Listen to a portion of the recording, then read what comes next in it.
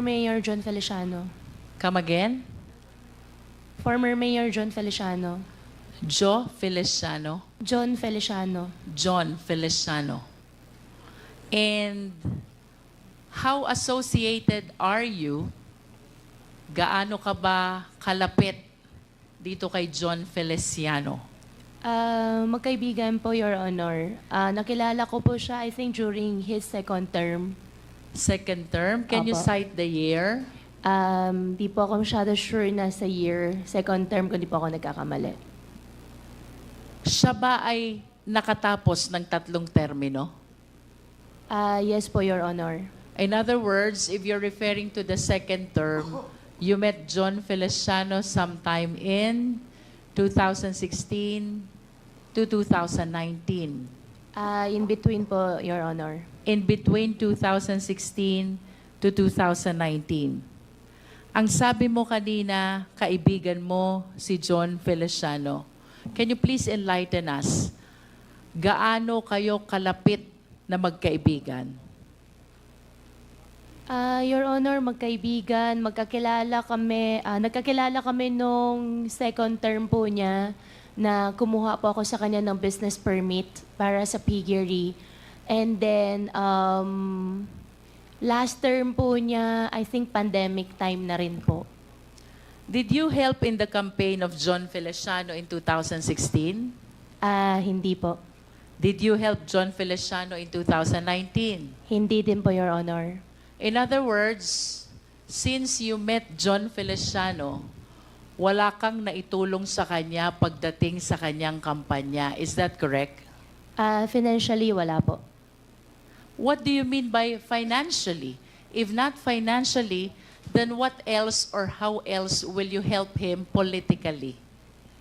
Of course, Your Honor, yung mga ibang botante po namin sa farm, kinakampanya po namin, yung mga ganun lang po. And how many voters do you have in your farm? I have, during that time, ngayon po kasi wala na, totally wala na. During by that time po, siguro po more than 50 or more than 70 po. Alam mo, Alice, mahirap tumakbong mayor. As a matter of fact, it is very difficult to win kung wala kang leaders, supporters, na tutulong sa'yo. Since you've known John Feliciano since 2016, kung hindi ikaw ang tumulong sa kanyang politika, then who did? Sino ang tumulong kay John Feliciano? Your Honor, I think the former mayor is here po. Better siya po yung sumagot kasi hindi rin po ako yung tumulong po sa kanya. May we ask John Feliciano, the former mayor?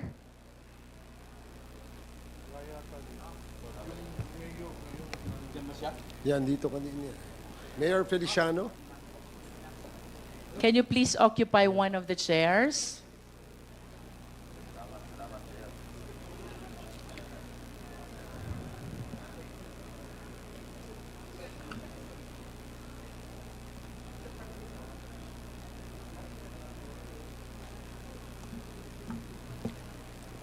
Yes, Madam Chair. Magandang gabi Mr. po. Feliciano, since based on the manifestation of Alice Goo, wala naman siyang naitulong siya sa'yo 2016 and 2019 na eleksyon. Sino ang mga taga-Banban na malaki ang naitulong sa'yo during those times of election? Madam Chair, our town is small, 40,000 votes. During my term, I introduced a lot of improvements in my town. Mr. Chair, can we direct the resource speaker to please be responsive to the question? Ang tanong po, Mr. Feliciano, sino po ang tumulong sa inyong manalo 2016 and 2019 election? Before you answer, Mayor, can we ask the committee secretary to administer the oath of... have you taken your oath? Yes, sir. Okay, sige, please. I'm sorry. Please continue, Congresswoman Luistro. Mr. Feliciano, did you get the question? Yes, ma'am. On my town, ang tumulong po sa akin, yung mga kababayan ko po. So yung mga kapitan, yung mga leaders ko, and yung mga family members ko po sa bayan namin. How about your vice mayor? Did he help you? Kasama din po sila. Si Vice Mayor William Cura po ang kasama ko. No? Malaki bag na itulong sa ni vice mayor? Physically po. Physically. How about your council members? Did they help you? Yes, ma'am. Actually, I'm proud to say, on my second term, isa lang po ang nalaglag sa mga councilors ko. So 7 of your 8 members Yes, Madam Chair. dedicated their support on your 2016 and 2019 election. How about the barangay captains? Ilan ho bang kapitan mayroon kayo? Out of the 15 po, sa akin po lahat sila. And on my last term, wala po nalaglag sa ticket ko. 10-0 po kami lahat. How many barangays do you have? 15 lang po. 1-5. Yes, ma'am. And the total of 15 barangays all supported you during your 2016 and 2019 election. Yes, Madam Chair. Kanina po sabi ni Alice Goo, wala siyang naitulong sa inyo 2016, wala din siyang naitulong sa inyo 2019, except yung botante na nagtatrabaho sa kanilang farm. Do you confirm that? Yes, Madam Chair. And aside from doon sa botanteng nagtatrabaho sa farm nila, mayroon ho ba kayong malalim na pinagsamahan ni Alice Goo? Like for example, nagka-problema ho ba kayo na ni-rescue niya kayo? Meron ho ba kayong mga ganyang pinagsamahan? Or nangutang ho ba kayo sa kanya at pinaluwag niya kayo? Hindi naman po. During my time, because yun na po yung nagkaroon ng ASF, that's why most of the time po, pupunta po sila ng munisipyo, kasama po yung hog raisers to address the problem. So doon lang po kami naging close, Madam Chair, because most of the time, papasyal po sila because na-wipe out nga po ang population ng hog and swine. So that's the time we had ample of conversations, Madam Chair. Kung papipiliin ko po kayo, Mayor, si Alice Goo po ba? Friend or acquaintance lang? Friend? Friend. Yes, ma'am. But you have several other friends who might be more attached to you than Alice Goo. Do you confirm that? Marami po, syempre. Marami, Opo. no? Ang gusto ko pong itanong, Mayor, considering na si Alice Goo, wala namang naitulong sa inyo 2016. Wala ding naitulong sa inyo 2019. And you even said that there are several other friends who are more attached to you than Alice Goo. Bakit po siya ang in-endorse niyong tumakbong mayor? Madam Chair,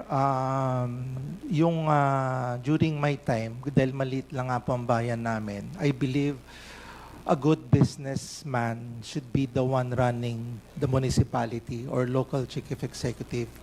Mayor, why do you say that Alice Goo is a good businessman? Because from the time I knew her, 2016, siya na po ang sabihin na natin na responsible po doon sa mga piggery nila sa bayan ng Bamban. And it so happened, nakita ko naman na napalaki nila, and during the pandemic, nakita ko she was able to control yung pagkamatay po ng mga baboy nila. So a good businesswoman, so sabi ko, why not try and ask her if she wanted to run. You manifest that you are the one who offered that opportunity to her?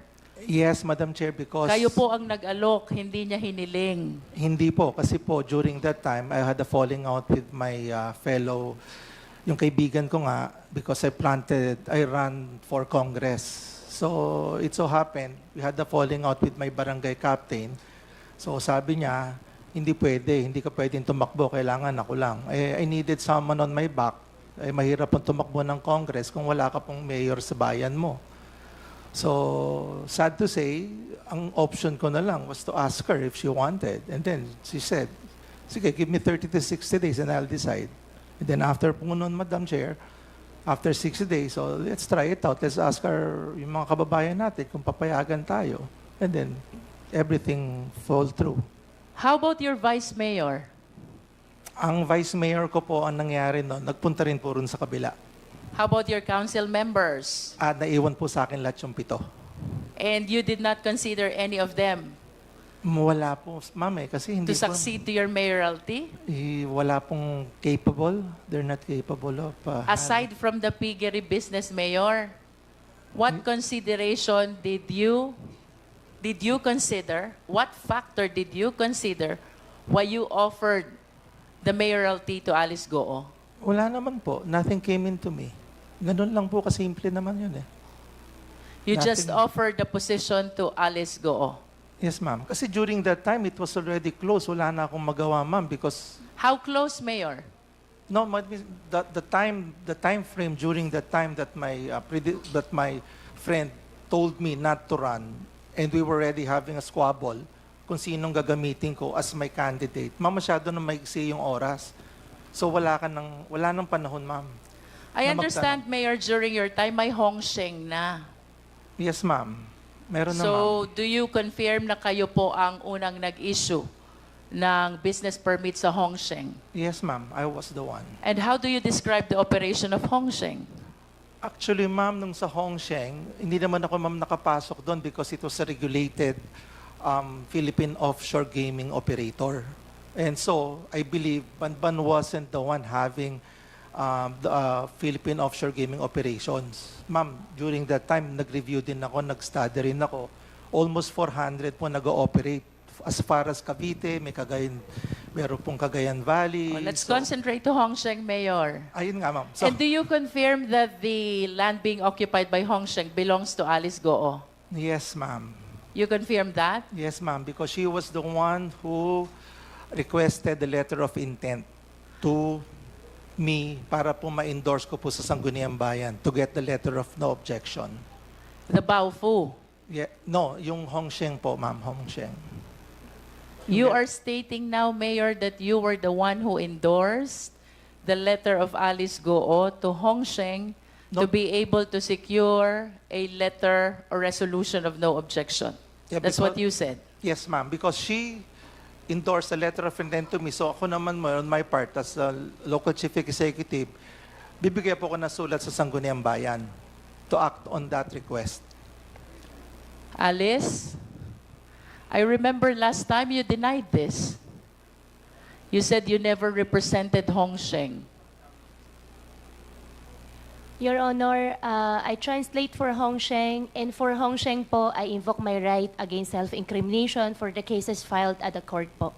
But I wish to manifest, Mr. Chair, that in tonight's hearing, contrary to the representation of Alice Goo, Mayor Feliciano is now saying that it was Alice Goo who approached him and facilitated the resolution interposing no objection to the establishment of Hong Sheng, in which SEC documents the name of Alice Goo appears as representative, which fact Alice Goo likewise denied during the last hearing.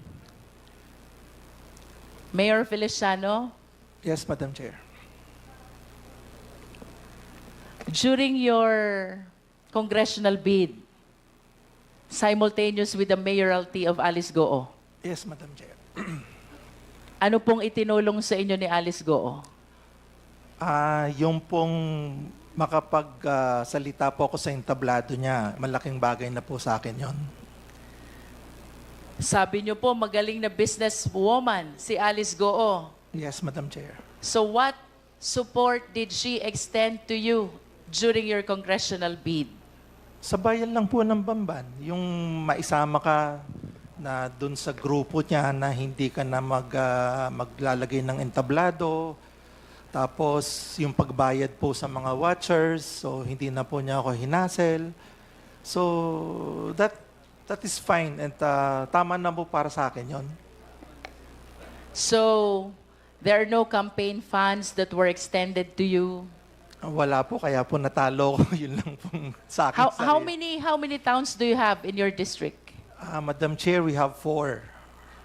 4 towns. Yes, Madam Chair. And ang naitulong lang ni Alice Goo is the audience Yes, Madam Chair. during the campaign period. Tama ba? Yes, Madam Chair. Is that the only thing that you're expecting from the businesswoman whom you describe as a very good businesswoman? On my part po kasi, Madam Chair, what I learned was when you try to run for office, kung may magbibigay ng tulong, salamat. Kung wala, salamat din para at least wala pong magsisisihan sa bandang uli. I'd like to go back to Hong Sheng, Mayor. Yes, Madam Chair. Mayor, do you understand that this Hong Sheng was later on found out to be a POGO operation?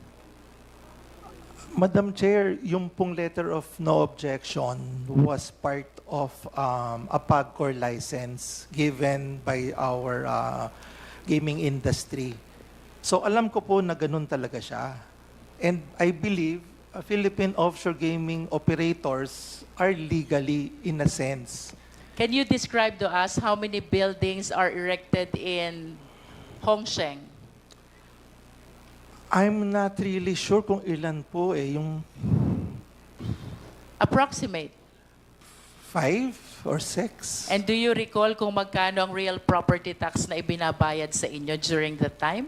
Ngayon po, more than 15 million po. During your time, Mayor? Yes, that was ngayon pong pagbaba ko po. More than 15 Yes, million? Ma'am. Yes, ma'am. And where were you nung na-convert ito as Yunzuan Corporation? Wala na po Was ako it noon. during your term? No, hindi na po. Because later part na po kasi yun noong 2022 eh. And then, baba na po ako noon. How about the Baofu land, Mayor? When Alice Go acquired this land, what is the classification of this land? This land was agricultural and then she requested for a reclassification way back 2019. So it was during your time when the land was reclassified. Yes, Madam It Chair. was reclassified from agricultural to industrial. Do you confirm that? Residential and commercial, Madam Chair. From residential to? No, Commercial. agricultural, residential / commercial. From agricultural to residential commercial. And Yes, per ma'am. your recollection, do you believe that the requirements for reclassification were duly complied with? Yes, Madam Chair, I believe so.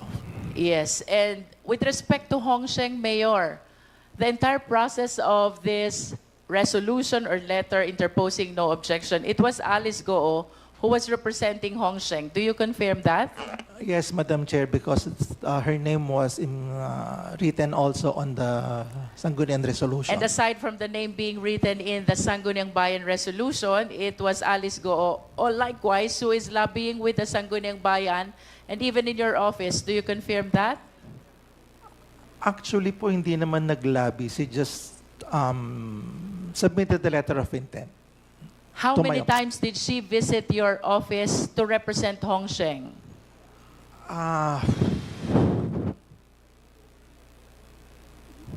Twice?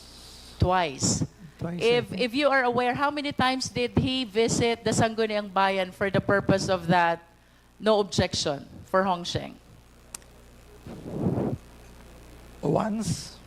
I wish to manifest, Mr. Chair, that contrary to the statement of Alice Goo, that she never represented Hong Sheng during its application for permit and even in the issuance of letter or resolution of no objection, John Feliciano is now testifying that it was Alice Goo who represented and facilitated the no objection resolution for Hong Sheng, the POGO operation. I submit, Mr. Chair.